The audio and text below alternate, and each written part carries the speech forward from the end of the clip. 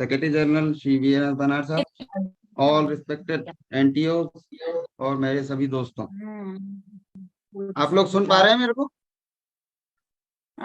जी sir, जी sir, आ रहे हैं। जी को साहब। अच्छा, आज हमारा जो टॉपिक है वो पैरा इकोनॉमी ऑफिशियल जो डॉक्यूमेंट्स होते हैं ड्यूरिंग द इवेंट और उससे रिलेटेड जो फैक्टर्स होते हैं उसके बारे में, उसमें मेरा जो भी एक्सपीरियंस है वो मैं आपसे शेयर करूंगा। बाकी सारी चीजें तो उपलब्ध हैं, आईसीएफ की वेबसाइट पर है, आईकेसीए पर है, बट जो प्रैक्टिकली हमने अनुभव किया है इंटरनेशनल टूर्नामेंट में, या जो हम तैयारी करते हैं, या जो हम यहाँ से पेपर्स वहां पर भेजते हैं, जो सबसे इम्पोर्टेंट होते हैं, और उसमें सबसे अहम रोल होता है जो मेडिकल क्लासीफायर होता है, और खास तौर पे वो भी जो फिजियोथेरेपिस्ट या डॉक्टर होता है, उसके थ्रू ये सारे डॉक्यूमेंट्स रेडी किए जाते हैं। तो सबसे पहले तो इनका क्या रहता है कि जो इनकी जो भी डिसेबिलिटी है उससे रिलेटेड जो डायग्नोस्टिक वाले सर्टिफिकेट्स रहते हैं ये हमको सबमिट करना पड़ते हैं। फिर साथ ही साथ आईसीएफ का एक इक्विपमेंट पासपोर्ट का फॉर्म रहता है। मैं आपको स्लाइड के थ्रू दिखा देता हूँ। उसमें 5 फोटोग्राफ्स होते हैं अलग अलग पोजीशंस के। भावना क्या मैक ठाकुर जी, जय जगन्नाथ।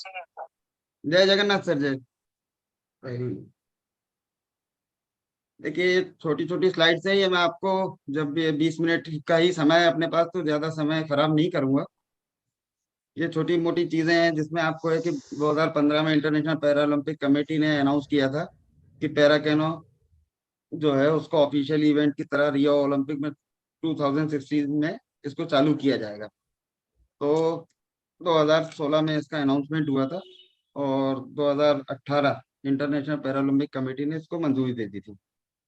ठीक है, अब हम आते हैं इसमें जो हमारी चैंपियनशिप में क्लासीफाई जो टीम कमेटी होती है उसमें, दूसरी स्लाइड, उसमें पैरा कैनो टेक्निकल 1 रहता है, head of classification 1, medical classifier 2, technical classifier 2, और ये बाकी फिर कमेटी पर डिपेंड करता है कि वो इसको अप डाउन को कर सकते हैं, टेक्निकल क्लासीफायर और मेडिकल क्लासीफायर। मेडिकल क्लासीफायर जो है वो एक फिजियोथेरेपिस्ट रहता है या डॉक्टर होता है जैसा मैंने पहले बताया, और जो टेक्निकल क्लासीफायर रहेगा वो एक कोच होगा, जो उसके एक्चुअली सिर्फ 20 मार्क्स होते हैं पानी में जब वो पैडलिंग करता है। तो जो डिसेबिलिटी को क्लासीफाई किया मेडिकल क्लासीफायर ने, वो उसको जस्टिफाई करता है कि हाँ ये चीज सही है, उस पर्टिकुलर मसल जो इसका वर्क नहीं करता है उस पर ये कितना लोड ले रहा है या नहीं ले रहा है, या मतलब कहीं उसने हमको झूठ तो नहीं बोला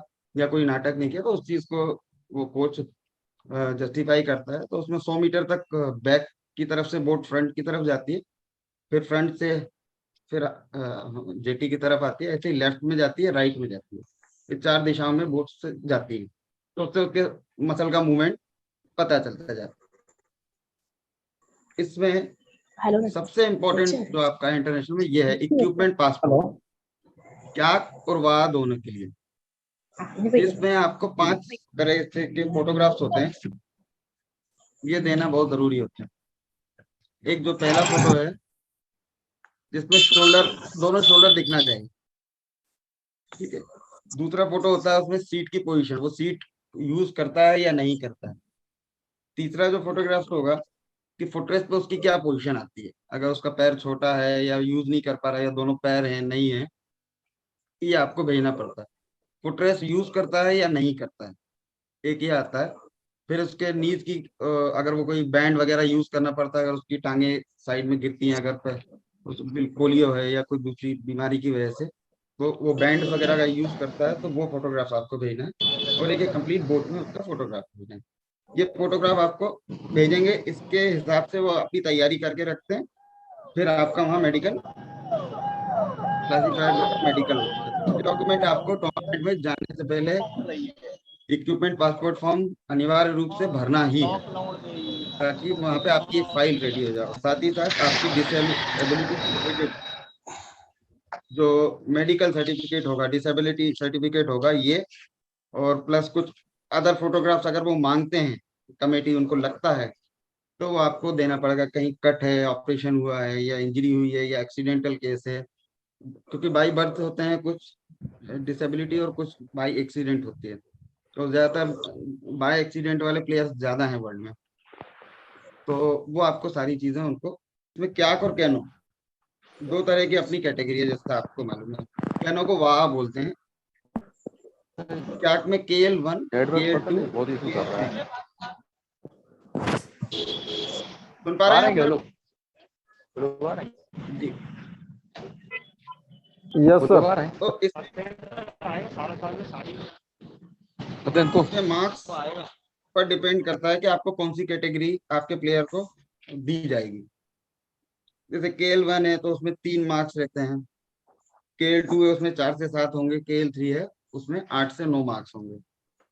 ये उसके ट्रंक के टेस्ट होते हैं। KL1 के लिए ये पूरी स्लाइड में आपको धीरे धीरे समझ में आ जाएगा। बट आपको मेन जो डॉक्यूमेंटेशन है वो इक्विपमेंट पासपोर्ट है। ये आपका बहुत जरूरी है। आपके यहाँ जब भी जैसे ही कोई प्लेयर आता है तो आप इस इक्विपमेंट पासपोर्ट को हम आपको अभी भेज देंगे ग्रुप पे। तो अभी डिफरेंट स्टेट्स में जो कर रहे हैं, हरियाणा में है, कर्नाटका में है, और राजस्थान में है, दिल्ली में है। तो वो आप हमको जब नेशनल चैंपियनशिप होगी तो IKC को सबमिट करें इक्विपमेंट पासपोर्ट, तो वो उनकी फाइल रेडी हो जाती है। फाइल रेडी होने के बाद हमारा मेडिकल क्लासीफायर और टेक्निकल क्लासीफायर, टूर्नामेंट के 1 दिन 2 दिन पहले जो आपको स्लॉट दिया जाएगा, टाइमिंग स्लॉट होगा आपका, उस स्लॉट में आके आपको अपना मेडिकल करा के अपनी कैटेगरी को जस्टिफाई कर लेना है। नेक्स्ट।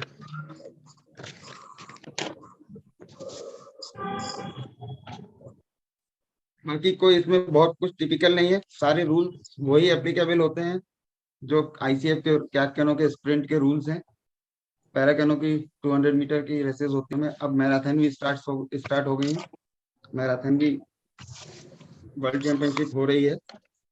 और इसमें आपको मैं थोड़ा सा बोट्स के बारे में बता दूं, क्योंकि क्या तो we understand very well, but ये कैनो जो है वाह,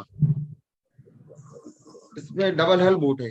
इसमें जो ये साइड में एक छोटा सा पीस लगा हुआ है, एडजस्टर जिसको बोलते हैं, दैट इज कॉल्ड आमा, AMA, आमा। और इसको जिस चीज से कनेक्ट किया गया है इसको बोलते हैं ईटो, इसको बोलते हैं ईटो। ये लेफ्ट और राइट दोनों जगह शिफ्ट किया जा सकता है। अगर आपका प्लेयर लेफ्टी है तो उसको लेफ्ट के हिसाब से आमा सेट करेंगे आप, और राइट है तो राइट के हिसाब से आमा को सेट करेंगे। और बहुत इंटरेस्टिंग है ये वाह की रेस।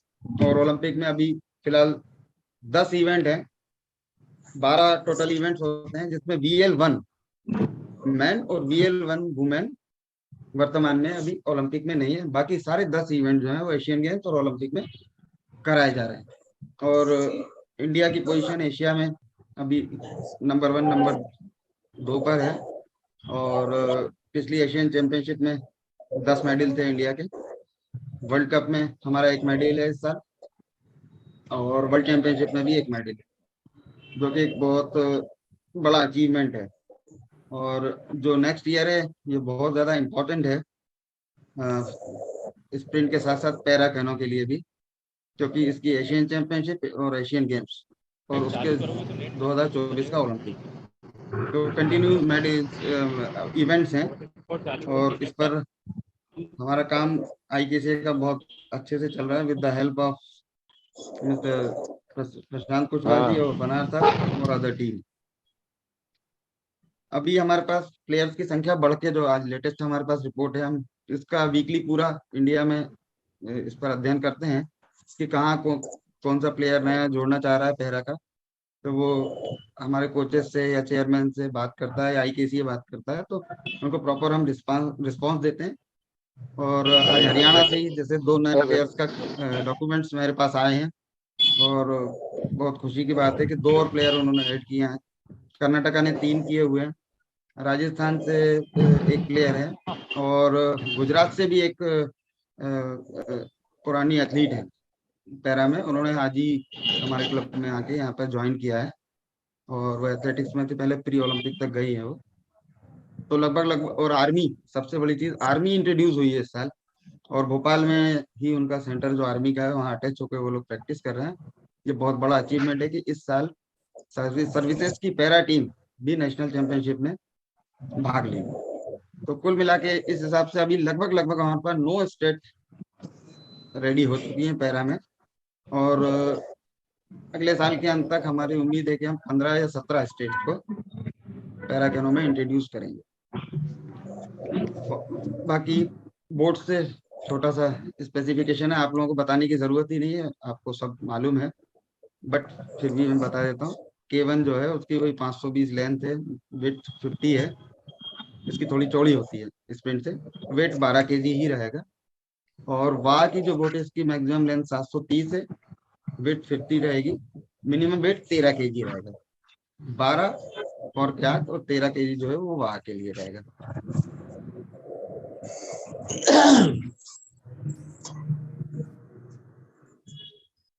ये क्याक बोट है सेम अपने क्याक की तरह, बस बीच में थोड़ा सा स्टेबिलिटी देने के लिए इसका थोड़ा सा वेट जो है वो ज्यादा रहता है।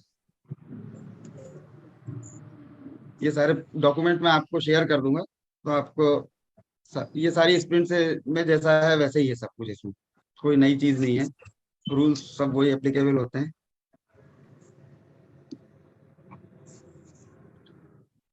ये इवेंट्स की लिस्ट है। अब आपको यदि कोई क्वेश्चन करना हो तो अपने पास 4 मिनट और हैं, तो please welcome.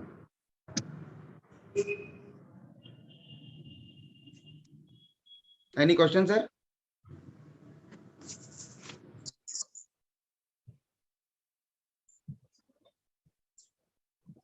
Good evening, sir. Manjeet here good from evening. Delhi. हाँ, Such a आपका नाम, दिल्ली का nice नाम लेना class, मैं sir. भूल गया, सॉरी, दिल्ली के 4-5 खिलाड़ी हैं, sorry. Thank you, sir. Thank you. Sir वो क्लासिफिकेशन का क्वेश्चन था कि क्लासिफिकेशन के लिए सर कैसे पता लगता है प्लेयर्स को, हम कैसे वो बता सकते हैं कि ये प्लेयर हमारा पैरा के लिए, कैनो के लिए बना है या क्या के लिए बना है? देखिए, वैसे तो क्या वर्ल्ड में ज्यादातर प्लेयर दोनों इवेंट करते हैं, बट दोनों में एक्चुअली क्या कैनो में पोजीशन जो है सिटिंग ही है, इसमें नील डाउन पोजीशन नहीं है। तो हम बाकी क्या है जिसका डिसेबिलिटी तो है, अगर सपोज टंग के नीचे है तो फिर हाथों की लंबाई दोनों में सेम लगना है आपको। अब किसी की, मैं पर्सनल एक्सपीरियंस आपको प्रैक्टिकल चीज बताता हूँ, जिसकी स्विमिंग ज्यादा कमजोर है या बिल्कुल नहीं, तैर ही नहीं पाता है, तो उसको आप वाह की तरफ डालिए, क्योंकि वाह की बोट ज्यादा स्टेब्लिश्ड है। ओके सर, ओके सर, जिसकी स्विमिंग अगर ठीक है थैंक यू थोड़ी, सर। तो उसको क्या, फिर टीम को बैलेंस अगर आपको करना है तो आप अगर एक प्लेयर आपने कैक में डाला है तो दूसरा फिर वाह में डालिए, कैटेगरी वाइज। आपका अगर जी KL सर, 3 का है, क्योंकि KL 1 मिलना बहुत मुश्किल होता है और उसको कराना भी बहुत टिपिकल है, मुश्किल है, क्योंकि आपको ऑल द वे उसको कैरी करना पड़ता है पहले तो घर से, या उसके पेरेंट्स लाते हैं या इटसेल्फ वो आते हैं, फिर आपको उसको गोद में उठा के जेटी तक लेके जाना है, फिर बोट में बिठाना है। तो उसके लिए आपको पर्टिकुलर एक डिपार्टमेंट बनाना पड़ता है में, कि जिसमें 2 असिस्टेंट कोचेज या कोचेज हो, एक आध स्क्वाड हो या हेल्पर हो। कई बारी तो पेरेंट्स हेल्प कर देते हैं, किसी का ब्रदर होता है, किसी की सिस्टर होती है, बट KL 1 में थोड़ी सी दिक्कत आती है। KL 2 और KL 3 में फिर भी मैनेज हो जाता है। KL 3 तो कई बारी तो जस्ट लाइक स्प्रिंटर ही रहते हैं, वो पैर में अगर छोटी मोटी समस्या है जी तो सर, आप उसको अपर पोर्शन की जो लेंथ है और हाथों की लंबाई के हिसाब से कर सकते हैं। बट जिसकी स्विमिंग अगर थोड़ी कमजोर है तो उसको पहले वाह में कर दीजिए, तो उसको एक कॉन्फिडेंस आ जाता है।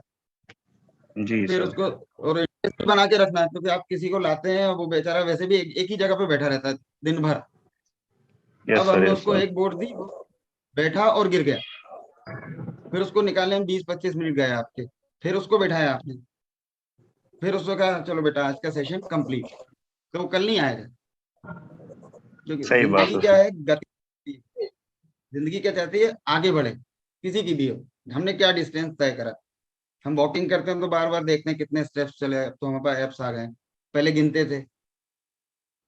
तो कम से कम वो सही वहां बात में है सर, जाता है ना, तो एक नई दुनिया देखने को मिलती है पानी में। और फिर उसके अंदर से आवाज आती है कि आई विल डू, और जब उसकी ये आवाज आती है देन वी विल डू।